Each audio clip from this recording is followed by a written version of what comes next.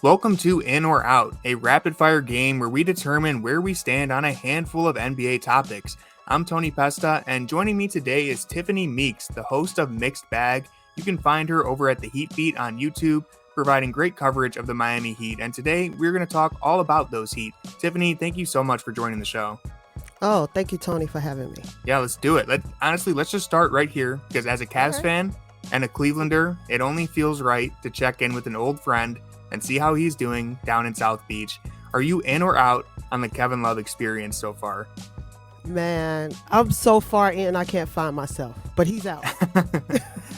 Yeah, unfortunately. That's something the Cavs and Heat have in common right now, is just so many players are on the sidelines. Right. I have said, I've been on the record all year, and people have thought I was absolutely crazy.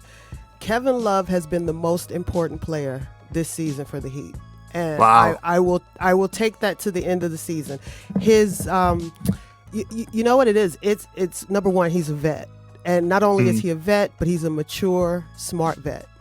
His timely plays, his timely shooting, and even his timely defense. I know a lot of people laugh, but he has the ability to come up with the play when needed. Be it a charge or a steal, he's in there. Cavs fans know all about that, because if there's one thing he did, it was stop Steph Curry when they needed him most. So, and they miss him. They miss his on-court presence. Yeah, that's well said. I mean, I can think of so many times in that 2021 season when the Cavs kind of had their breakout. It was like there were some games where they would come out flat, and then Kevin Love, the adult, would come in off the bench and set everyone straight, and all of a sudden we're up by 12 and it's a Cavalanche and all this great stuff. So I've always been out on letting go of Kevin Love. I know there's more details to it and all that. We won't go into all the details, but I really think letting go of him was a mistake. It's kind of the meme where I don't care that something good happened for Miami. I wish it would have happened to me. Even though he's still not shooting the ball all that great, it's just, as you mentioned, he's just helpful. When he's on the court, he's so helpful. He rebounds. He shoots three-pointers. He's a good passer, whether it's the outlet pass or just getting it on the elbow. Like, he just knows what it takes to win. And as you mentioned, he's a veteran. He's so impactful in so many ways, even when that shot isn't falling. Right. I think because we struggle this year. I mean, we've struggled in the past, but we struggled this year on the break. And I said to someone today, I said, if you notice, the only time they look successful on the break is when Kevin Love is on the court. Because he's not letting that ball go until someone is ready to receive it. And I use the word receive because he's hoisting it like a quarterback. And he's and he's getting it, and most of the time it's to Jimmy, but he's getting it in the right spots. And it's kind of you can even consider it a delayed break. But you miss that. You miss a guy who has the wherewithal to know, if I let it go a second earlier, it's intercepted. It's just those. It's that brain. It's that big brain of his that I miss right now on the court. The Cavs miss him too. It's so valuable. Just those. He really has just an unbelievable skill for those outlet passes. And I think both the Cavs and Heat struggle with this at times. It can be kind of a grind scoring points. And when you can get just a quick, easy bucket off of Kevin Love flinging it full court, it's just so helpful. Moving on to our next topic here.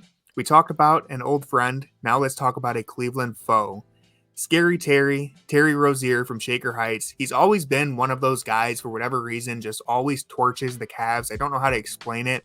Over his last 16 games against Cleveland, Rozier is averaging 22 points and about 4.5 assists, with a handful of 30-point games and a 42-point game for good measure. Rozier joined the Miami Heat ahead of the deadline this season. So are you in or out on Rozier? I am muddling. It's hard because it's hard for a guard to join this system and to be productive right away. I like the potential for what he brings to the team, his ability to get to the basket, his ability to get downhill. His shooting has not been where it needs to be. He's a high volume shooter. I get it. But I for me personally, I feel like the shots need to decrease a little bit and the percentage needs to go up a little bit. I think obviously the ability is there to do so. I don't think he has his full footing yet. I'm hoping that maybe tomorrow I'll see it. You never know. Well, I hope you don't. But with that said, I on paper, the Rozier trade, it just makes sense for Miami. And I haven't really watched too many of their games since they got him. Right. But when I was looking into the numbers, I was surprised. I mean, he, as you say, he's a volume shooter. Right now, he's in the 12th percentile for effective field goal percentage per clean in the glass, which is not great. But still, on paper, he is that guy who he's a dynamic shot creator. He could give you that much needed jolt of offense, and he's always been a streaky player. And so with players like that, you just hope that like all these misses, get them out of the way now, because once the playoffs start, if you have 4 games where you're on fire, you could get us to a second round just off of that alone. So, I think everything you said about Scary Terry seems to line up, except for when he plays Cleveland, he'll probably go off for 30 tomorrow. So speaking of streaky players, I think I already know where you stand on this one, but don't you dare we'll go call ahead. him streaky. We'll go ahead and talk about Max Strus, because the Cleveland connections just don't stop. Max Strus, he's currently sidelined with a knee strain, but he has been one of the most important members of the Cavaliers this season. I'll go on record saying Miami probably misses him a little bit. And I want to frame this question in the context of Max Strus and his fit next to Cleveland's core 4, because I think that's, I already know you love Max Strus. We all love Max Strus. But are you in or out on Max Strus kind of being like a perfect glue guy for the Cavs? Hurts my heart. I'm in. I am. Listen, and I'll go on record. I never watched a Cavs game until this year. I'm Fair on enough. record. You know, the one thing I think people don't or didn't know about Max, before he got to Cleveland, he is a streaky shooter. But his ability to handle the ball, his ability to get to the basket, his ability to make the pocket pass, his ability to get down in a stance and straight up play defense with no help. I think all these things, Heat fans knew whether or not they wanted to celebrate it. They knew about it. I don't know if anyone who was a Cavs fan knew that about him. I don't think people knew his just desire to win. He's a fiery guy. And he plays with that grit every single night. No matter if the shots are falling or not, he figures out ways to be productive while he's on the court, whether that's with the defense, whether that's with the rebounding, whether that's with the passes. I don't know if people knew he could make that inside pass to the bigs, and where it is perfectly passed in rhythm, and all they have to do is either catch and lay it in or catch and dunk. I don't know if people knew about that. I know I'm gushing. No, I'm with you. I don't think people knew that either. Even myself, Max Strus just kind of has that reputation for, he's just the streaky shooter guy. But he does a lot of things that are really valuable. Even when he isn't shooting the ball well, he can pass, he can dribble, and he can shoot. And if you have those 3 skills in the NBA, you're going to be very, very valuable. And he also, he holds his own defensively. I don't know why there's like this weird reputation where people seem to think he's not a good defender, but he's a pretty solid defender. Now, he's not going to change the game completely with his defense, but you trust him out there. He's just so many things. I like that you mentioned just his desire to win. There's this great story from training camp with Max Strus where they're doing like a conditioning test just to see where the players are over the summer, and they wrap up the test, but Max Strus just keeps going. He just keeps running. He does like a couple extra laps, and immediately everyone else on the Cavs, there's just kind of this realization like, he's taking this serious. And if he's taking it serious, we do too. And that's something that for a young team like the Cavs, they needed that. I'll tell you just a little quick inside story. A friend of mine was doing some work and actually did some stuff with Max, and says to Max, my friend Tiff, she loves you. So I get this video from my friend, and it's a video with Max saying, hey, Tiff, what's up? All the things or whatever. And I got the chance. I bumped into him on the court at the Garden. And, he says, what's up? And I said, what's up? And I said, thanks for the video. And he paused and he goes, oh. So it was So it was like a nice, cute moment. But he's a nice guy. He's genuinely just a nice, seems very humble guy. But like I said, in between the lines, he wants to win just as much as anybody. Yeah, that's an awesome story. He seems like just Yeah. such an incredible guy. As I said, even when the shot isn't falling, he's able to do Right. other things. But when that shot is falling, it's kind of a wrap. It's kind of over. Two stats that I pulled here. The Cavs this season, they're undefeated, 5-0 when Strus makes 6 or more 3-pointers. And they're 11-4 when he makes 4 or more 3-pointers, which would be the second best win percentage in the NBA. So, Max Strus, what's not to love? And come on, what's the game where what did he have? 11 The game points winner? and well, basically the run that he went on. Oh yeah, that led I think he hit 4 or 5 3-pointers in a matter of like 4 minutes. I mean, it was a Max Strus explosion. It was incredible. I literally was watching that game, and I texting with a friend, and he goes, it's not happening. Just give up. It's not happening. And then I almost turned it off, and I said, all right, I'll give it a couple of more minutes because it's getting, there was like 5 minutes left, and it looked dire, and I thought I'll give it another minute.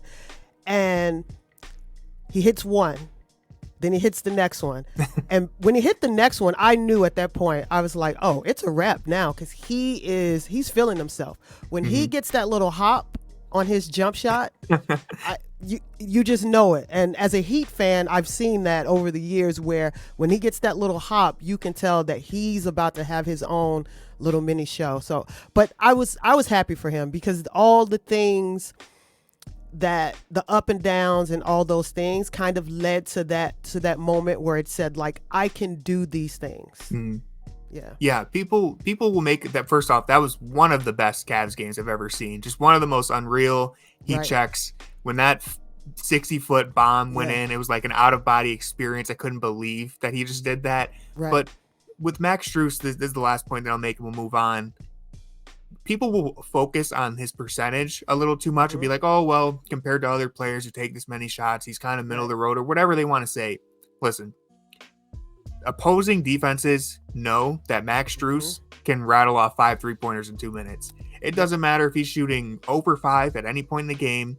Max Strus has the ball. They're sprinting out to contest him. Whereas other players, Cavs fans will bring up Cedi Osman because he was included in that deal and say, oh, well, Cedi shot the same percentage. Teams didn't fear Cedi Osman the way they fear Max Strus. It's the respect level. Exactly. That's what we needed on this team to provide some spacing. So all in on Max Strus. Moving on to our next topic here. We all know Jimmy Butler is a fantastic basketball player, but he has been turning heads on and off the court this season. He stunned everyone, showing up to media day like he just cleaned out Hot Topic. And he's even appeared in a Fall Out Boy music video just a few weeks ago. As a former emo kid myself, I have to know, are you in or out on Jimmy Butler? Oh, I'm in. I love a guy who is secure in himself that he can just do whatever he wants. And you gotta love a person who's having fun. It's fun. Oh yeah. There's there's no monochrome of hate. Like, he's literally loving life, loving basketball, and just enjoying all the things that come with it. I know a lot of people, they didn't like it, all the things, but it's fun, and I think we don't have enough of that. Yeah, definitely. I agree. I'm all in on it. I loved it. My advice to any guys out there who struggle getting dressed or struggle with style is you just wear black. It's that simple. You just put on black. Goes with everything. It's the easiest thing. Goes with everything. You'll look good. I promise you.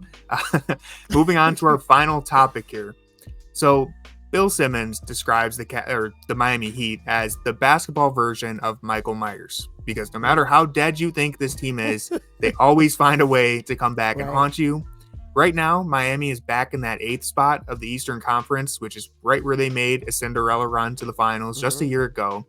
Are you in or out on the Heat still being a dark horse contender? And adding to that, how would you feel about potentially rematching Boston in the first round? It's interesting because, last season we did have pretty much everyone healthy when we went into the play-in. So we had everyone. if it started tomorrow, we don't have everyone. We don't have anyone. So that's a big deal right now. And if you told me everyone's healthy, I'd take my chances and bet on Jimmy anytime.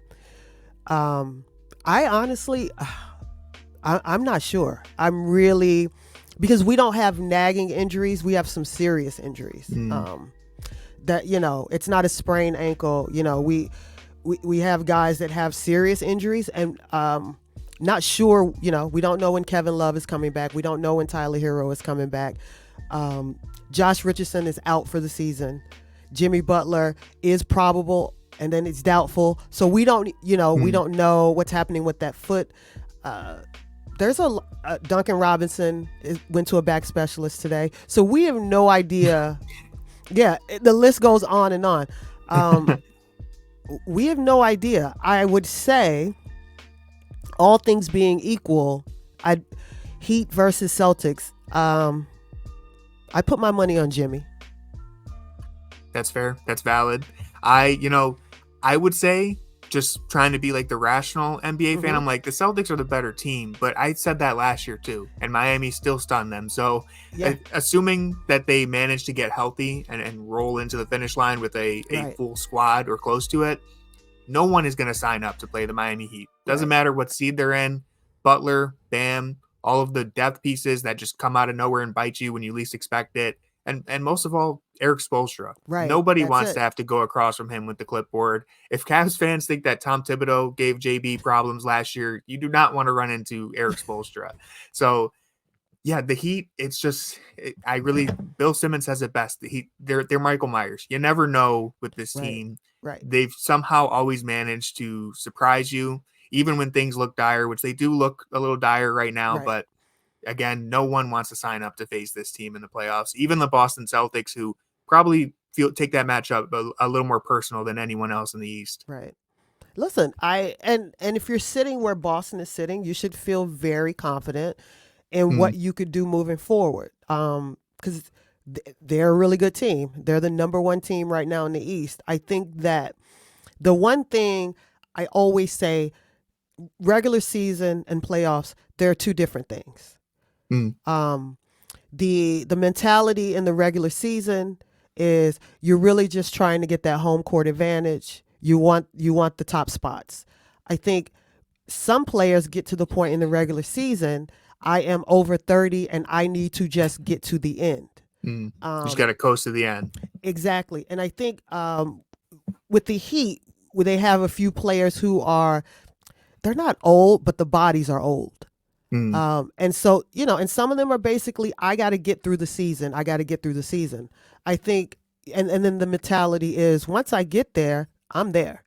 But I also caution Heat fans as to, because you did it once doesn't mean you can do it again. Yeah. Because you don't want to be the 8th seed. No, you don't want to be the 8th. I don't want to be the 8th seed. I literally prayed that they would make it at least to the 6th seed. Like, you don't want to be there. And I also know you just don't want to put that wear and tear on your body. You don't want to have to win these games to play these people. So you want to try to put yourself in the best position possible, which, underman or not, Eric Spoelstra will always say, we have enough. So that's just it. So the Heat are going to have to roll it out tomorrow, and whether they got Jimmy Butler or not, next man up, and it's going to lay where it lays. At the end of the season, they still have the opportunity to make the playoffs. See what happens. Yeah, that's all you can ask for. And fortunately for the Heat, they're going against one of the only other teams that are just as injury riddled as they are right now. So it should be fun. No matter who's on the court, I'm sure it'll be a blast. That's all for today's episode of In or Out. I'd love to hear where you stand on every topic we discussed today. So please leave a comment and suggest future topics for the show as well. Cavs and Heat play on Wednesday night. And like I said, it'll be a fun one. So if you enjoyed this episode, I will be joining Tiffany on her show after the game. All of the links to that will be in the description, so I hope you go check it out. Tiffany, thanks again so much for taking the time to do this, and with all that being said, go Cavs. Thank you for having me.